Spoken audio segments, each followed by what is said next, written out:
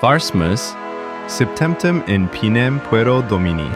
Locutus es de Domino, verba cantici jues, in de qua eripuit ʻe.um. Dominus de manu omnium inimicorum ejus, et de manu Saul, et dixit, ʻdi.li.ɡam te, ʻdo.mi.ne, forʻti.tu.do ʻme.a. Dominus fir.maʻmen.tum ʻme.um, et reʻfu.ɡi.um ʻme.um, et li.beʻra.tor meus, Deus meus, adʻju.tor meus, et speʻra.bo in ʻe.um proʻtek.tor meus, et ʻkor.nu saʻlu.tis ʻme.ae, et susʻkep.tor meus. Laudens invocabo Dominum, et ab inimicis meis salvus ero. Circum ta deruntume dolores mortis, et torrentes iniquitatis conturbaverunt me.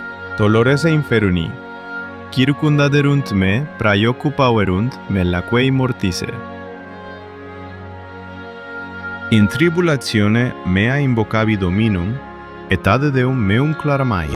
That exactly with the templo sancto sus'kep meam, et clamor meus in conspectu ejus, introit in aures ejus. Commota est, et contremuitera. Fundamenta, montium conturbata sunt, et commota sunt quonia miratus esteise. Oscendet pumus in ira ejus, et ignis apacie. Ejus exarcet carbones sucensi sunt ab eo. Inclina with caelos, et descendet, et caligo subopedibus ejus. Et ascendit super cherubim, et volait super penas ventorum, et persuit tenebras latibulum suum in circuitu eista.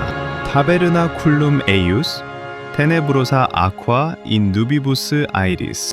Prae fulgore in conspectu est nubes transierunto, grando et carbones ignises. Et intenut de caelo Dominus, et altissimus dedit vocem suam grando, et carbones ignisos. Et mid sagittas suas, et disfait eos. Prugura multiplicavit, et conturbavit eos. Et apparuerunte fontes aquarum, et revellata sunt fundamenta oribus terrarum. Of increpatione tua, Domine, of inspiratione spiritus, ire tuae.